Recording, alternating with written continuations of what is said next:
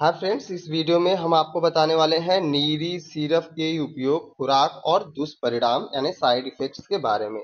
नीरी जो सिरप है उसके मुख्य घटक के बारे में हम जान लेते हैं। पहला है गोखरू, सेकंड नंबर है दारूहल, थर्ड सहदेव, फोर्थ पुनर्नवा, फिफ्थ वरुण, सिक्स मकोय और सेवंथ नंबर पासन भेदा। इतने सारे इंग्रेडिएंट्स को मिलाकर हम नीरी सिरप का निर्माण करते हैं या नीरी सिरप को तैयार करते हैं फ्रेंड्स। उसके बाद है दोस्तों नीरी सिरप के फायदे के बारे में हम जान लेते हैं कि नीरी सिरप के क्या फायदे हैं। पहला फायदा जो आपका है, डायस्यूरिया के इलाज में उपयोगी है या इलाज में किया जाता है। तो डायस्यूरिया क्या होती है?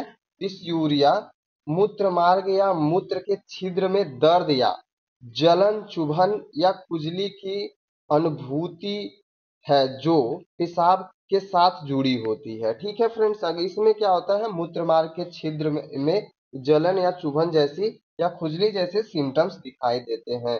यह एक प्रचलित मूत्र संबंधित लक्षण है जिसे अधिकांश लोग अपने जीवन काल में कम से कम एक बार अनुभव करते हैं फ्रेंड्स। उसके बाद सेकेंड नंबर है आपका बर्निंग माइग्रेशंस के इलाज में उपयोग किया जाता है। बर्निंग मिक्ट्रेशंस क्या होता है? मूत्र मार्ग में संक्रमण की वजह से ही पेशाब होते समय जलन और दर्द की शिकायत होती है जिसे हम बर्निंग मिक्ट्रेशन कहते हैं। उसके इलाज में बहुत ही उपयोगी नीरी सिरप है। अब आते हैं नंबर थर्ड पे। नंबर थर्ड है आपका ओडिमा में के इलाज में उपयोगी है। पहले ओडिमा समझ लेते हैं क्या है। एडिमा भी कहते हैं इसे। तब होता है जब आपके ऊतक में तरल पदार्थ जमा हो जाता है।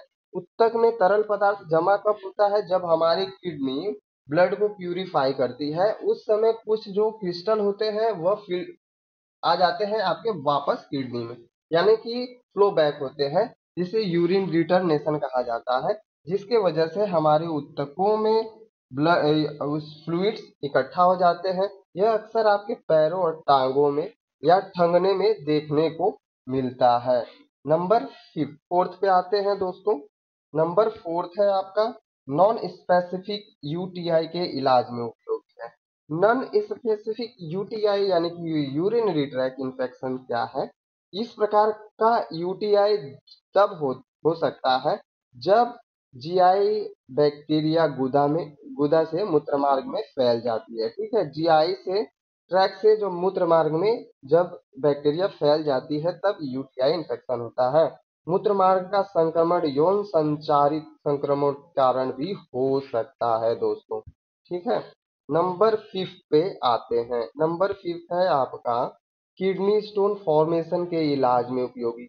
किडनी स्टोन अगर आपका बन रहा है किडनी में, ठीक है, आपके पेशाब में खनिज अम्ल और अन्य पदार्थ होते हैं, ध्यान दीजिएगा दोस्तों, जैसे कैल्शियम, सोडियम और ऑक्सलेट और यूरिक एसिड होता है। जब आपके पेशाब में इन पदार्थों के कण बहुत ज्यादा हो जाते हैं, ठीक है, जब उनकी संख्या बढ़ जाती है और तरल पदार्थ बहुत कम होते हैं तो वे आपस में चिपकने लगते हैं। ठीक है, चिपकना शुरू कर सकते हैं जिससे क्रिस्टल या पत्थर बन जाता है, जिसे हम कहते हैं किडनी स्टोन हो गया है। तो इसके फॉर्मेशन को तोड़ने के लिए या सही करने के लिए भी हम नीरी सिरप का इस्तेमाल कर सकते हैं। अब आते हैं नीरी सिरप के खुराक के बारे में। नीरी सिरप को हम कैसे लेंगे? नीरी सिरप के खुराक में बच्चों के लिए आधे चम्मच से 1 चम्मच दिन में 3 बार दिया जा सकता है। वयस्क यानी कि बड़ों के लिए 1 चम्मच या 2 चम्मच से 3 चम्मच दिन में 3 बार दिया जा सकता है। अब आते हैं नीरी सिरप के दुष्परिणाम के बारे में। नीरी सिरप के दुष्परिणाम यानी कि साइड इफेक्ट्स के बारे में देख लेते हैं। कोई महत्वपूर्ण दुष्प्रभाव नहीं बताया गया है, यानी कि इसके साइड इफेक्ट्स बहुत कम हैं।